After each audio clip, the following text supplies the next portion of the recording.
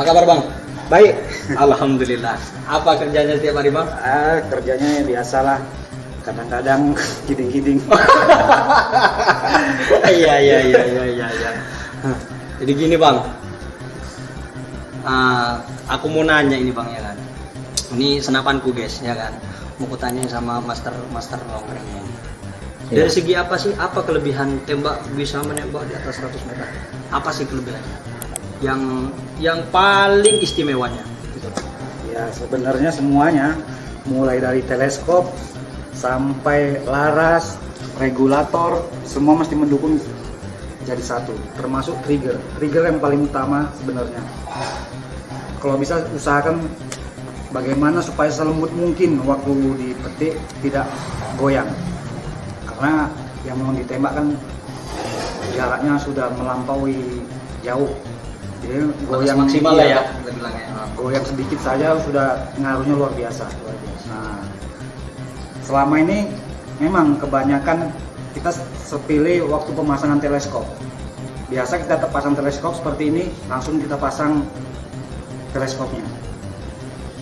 Ada bagusnya kita sebelum kita pasang, kita cek terlebih dahulu tentang presisinya nih antara laras. Karena kan ini bisa main ya, bisa bergoyang kemari, kiri ke kanan ya.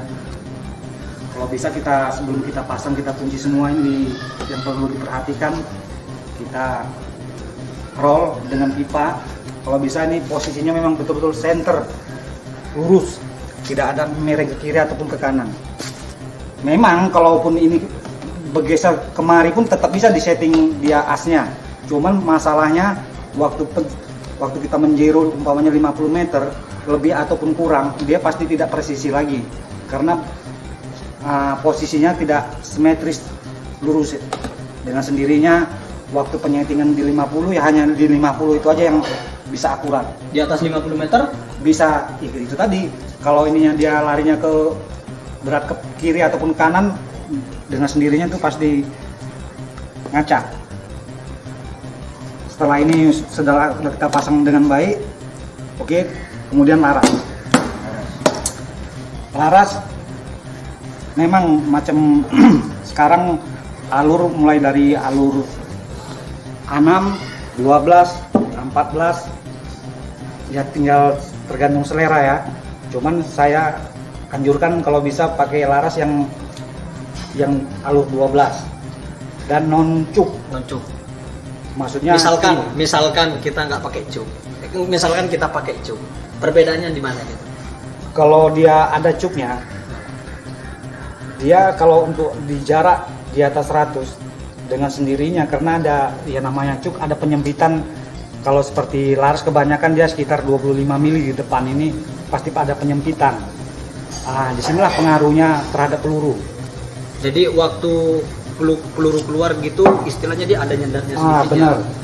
Jadi usahakan di depan ini cuknya kita buang supaya tidak ada lagi hambatan untuk peluru yang waktu lewat. Memang permasalahannya kalau tidak ada cuk, peluru memang kalau bisa kita usahakan ya kebanyakan ya kalau peluru lokal bentuknya kan kurang rapi. Ya ada juga sih yang rapi. Itu memang menjadi satu permasalahan dengan akurasi. Jadi macam saya memang untuk long range di atas 100 meter saya gunakan peluru triple super magnum karena peluru ini sudah teruji ya, sudah saya coba. Nggak kelihatan ya. Nah, silakan. Ini bukan triple. Ini contoh saja. Contoh saja.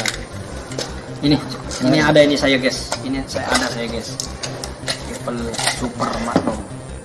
Sudah tahu kan? Silakan dicari di toko-toko manapun ada ini. Pasti. Mana namanya? Gambar Rifle Super Magnum. Itu yang kita pilih. Dan kemudian Bang, ya kan? Masalah dengan loading.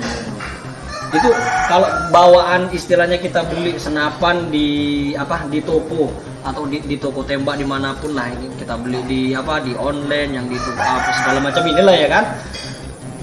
Dari loading itu kan istilahnya dia 5 mili dulu kan.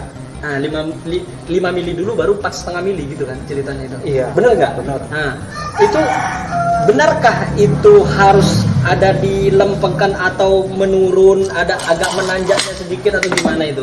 Soalnya waktu kita pas beli pertamanya gitu kan, waktu kita disodokkan ada nyangkut gitu.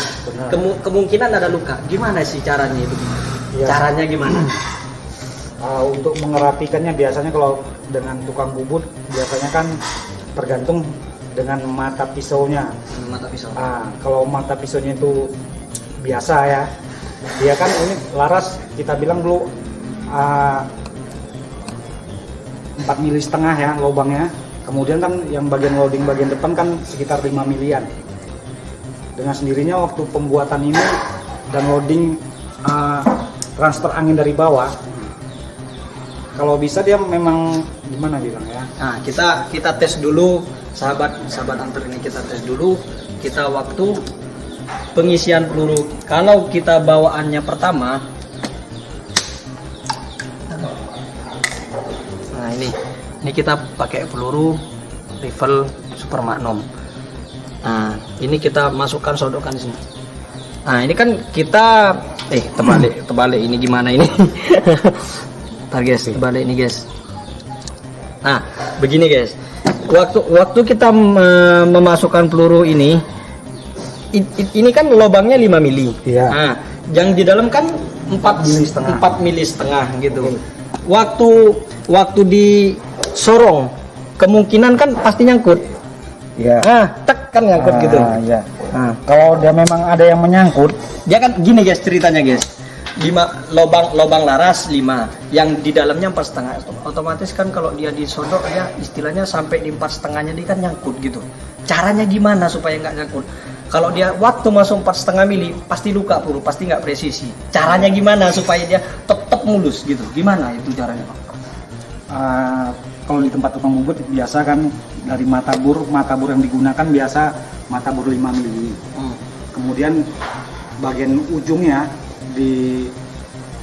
dibuat menjadi 4,5 mili. Jadi dengan sendirinya dia seperti kerucut. Nah, kerucut. Oh, berarti dia lempengan ada agak menanjak sedikit. Iya. Lah. Kita bilang digerenda sedikit lah gitu. Iya. Oh, ya, paham. Jadi Karena apapun ceritanya kalau peluru gitu masuk ke dalam loading, itu mau laras apapun, kalau selagi peluru itu masuknya baik, itu udah kemungkinan besar itu memang akurat. Tapi kalau pelurunya tadi luka, mau telaras apapun itu pasti ngaca. Kadang orang salah pengertian kenapa laras ini mengaca atau gimana kan? Itu sebenarnya sederhana sekali sih di tempat loadingnya ini. Alangkah baiknya setelah kita bubut, kemudian kita cek, ya pengecekannya kita masukkan dulu peluru 1, kemudian dikeluarkan ulang. Oh, disodok pakai mimis seperti ini ya? Iya. Ceritanya kita sodok pakai mimis seperti ini. Coba sodok. Ah, bisa harus buka ini dulu guys. Enggak, Buka sodok ini aja nanti. Iya. Enggak usah dibuka itu. Buka Ini- peredamnya. Udah dikunci tadi tuh. Ini istilahnya perumpamaan aja Iya, ini guys iya, ya. perumpamaan. Perumpamaan aja ini guys. Kita buka dulu guys. Sabar dulu guys ya.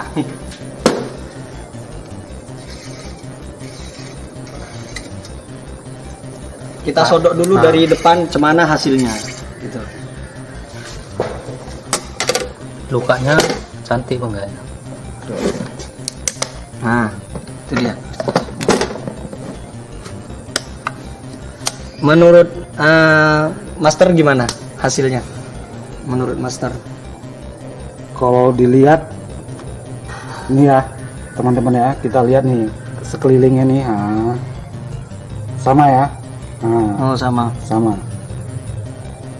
Oh berarti udah sip. Udah sip. Bagus. Oke. Perumpamaan.